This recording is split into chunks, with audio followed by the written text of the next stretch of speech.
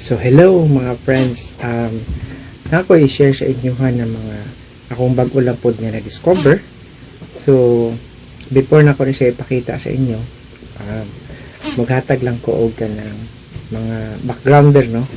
So kung inyong na kanyang mahitungod din sa ato ang mga skills nga kailangan natong i-update. For example, sa unang panahon kung for sure wala pa mo nabuhi no, kanang ang atong natin mga trabaho nga gitawag og tigdagkot og kanang mga suga diya sa atong mga plaza.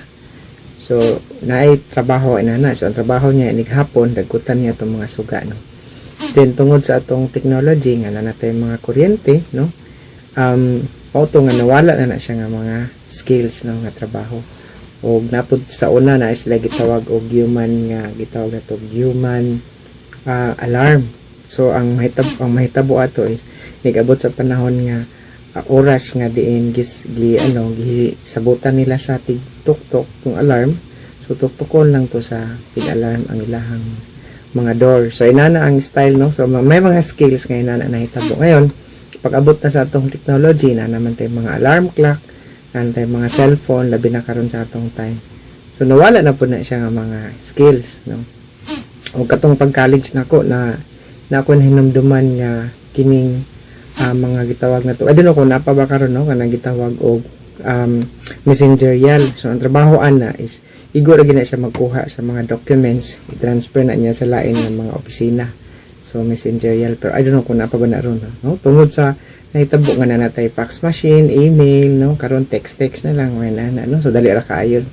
So attached na sa mga documents. So of course katong mga hard copy nga na mga signature, kana muagig sa gitna sa atong mga LBC for example, o sa atong mga natural nga mga mailing, no.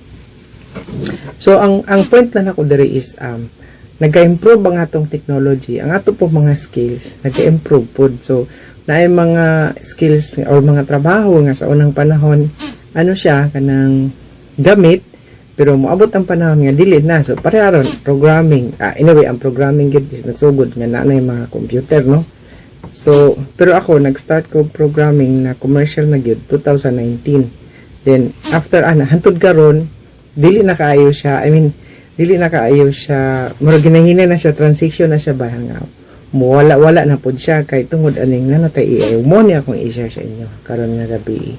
So actually gabi man siya ka recording, so gabi may gabi sa tanan, no. Depende sa kung unsa nang ginitanahon nga video.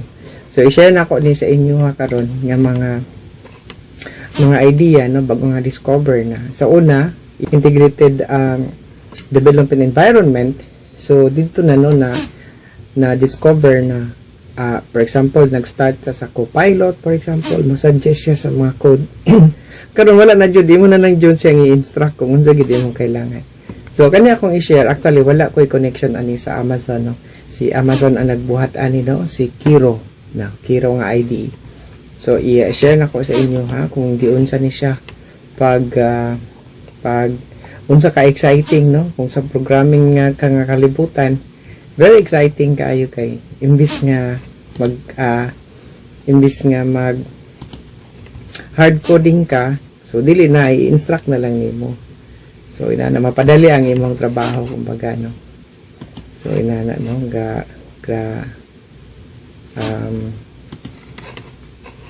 inana naka-high-tech sa atong panahon, no. So mo na nga kita sa mga sagud sa pamaning atong mga ginahimo nga mga trabaho, mga skills nato, kailangan ginato siya mag-upgrade, no, si upgrade ginato. So ipakita na ko sa inyo karon kini, no. So mo ni siya si Kiro nga IDE,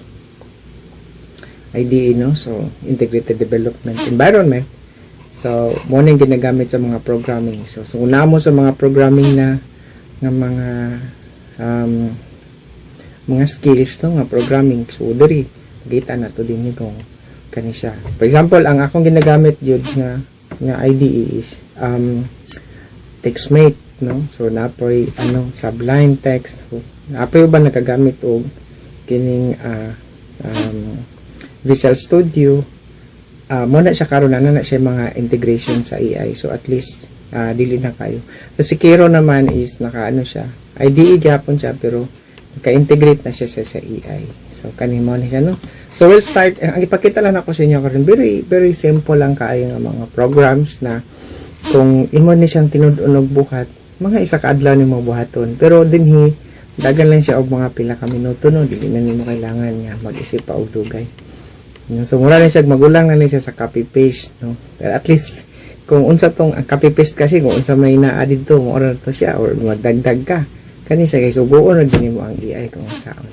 Okay, so mag-open ta og project, magbuhat ta og document to. So try na to og buhat og document, folder di ay. So magbuhat ta og folder sangkol ang demo. So tawagon na to siya og demo project para mapakita lang ako sa inyo. So mo ni siya ang iyahang dagway.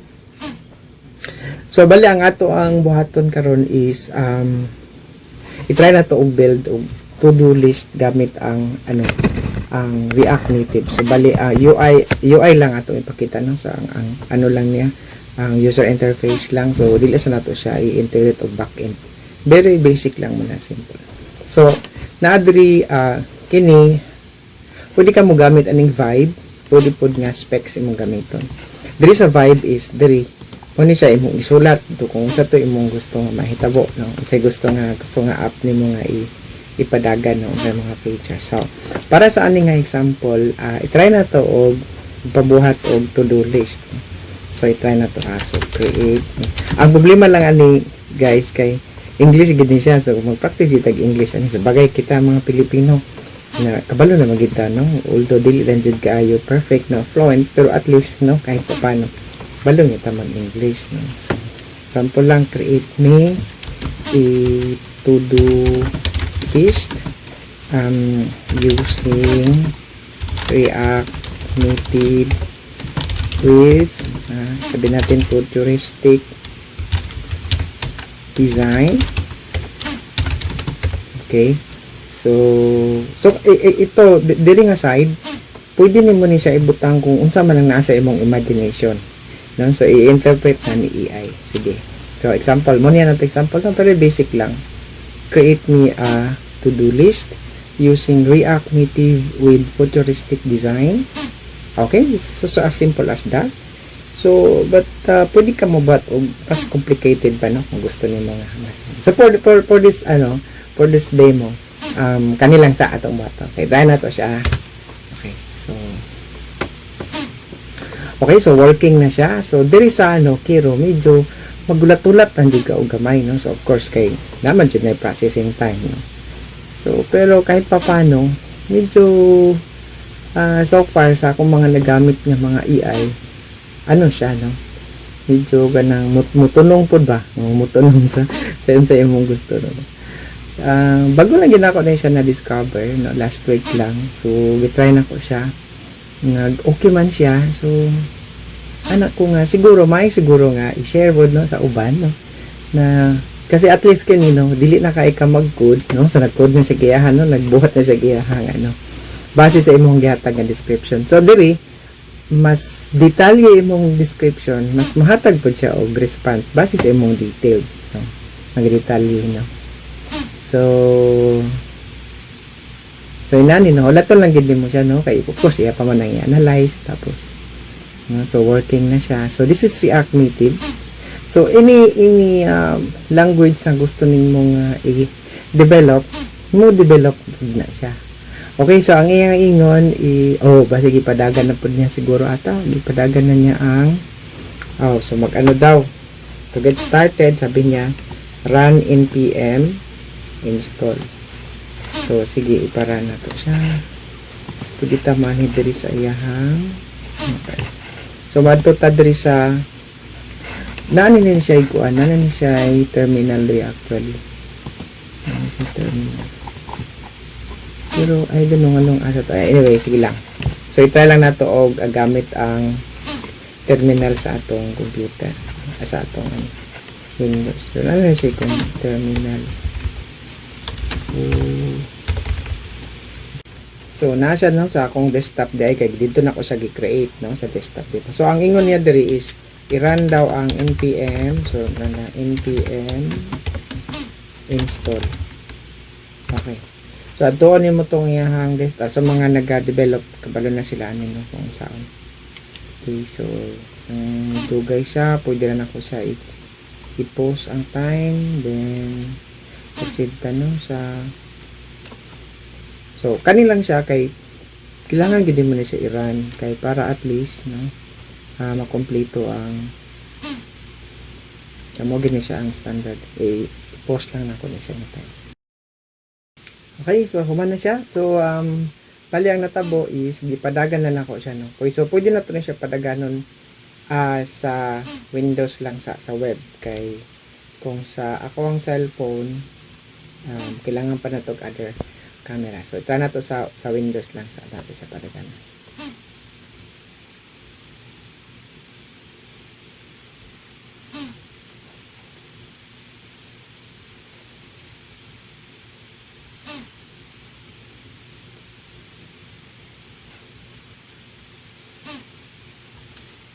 Okay, so wala na siya no, ning gawas na siya gyud buot-buot pag gyud buhat og ano neural task no, nagbuot-buot pag siya. So so anyway kana siya kana nga area pwede na to na siya ilisdan no so atong gusto.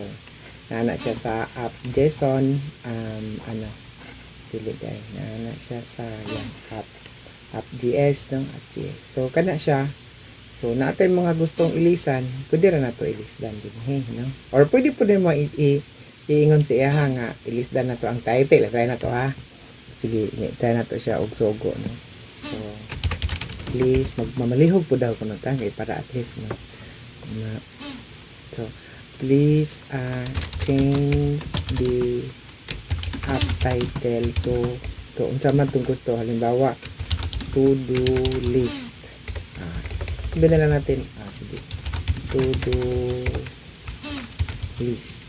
Okay, so na to ha, tanaw na to kung ilisdan ba niya. So ingon siya editing daw, working daw, accepted, then diba, so nakita ninyo gilista niya no, gilista niya og to-do list. So tanaw na to kung sige working pa man siya, okay human na daw, human na. So tanaw na to na kung mo function ba ni. For example, create, bawa, mag-dog walk ka, for example, sa imong dog. So, naa siya tuod, di ba? Nagbutang siya isa ka-active, tapos, wala na ko ni ginaisip, no? Wala na sa ako instruction gihatag siya, pero iyahan ang gihimo daan, no? Libaw na siya. So, for example,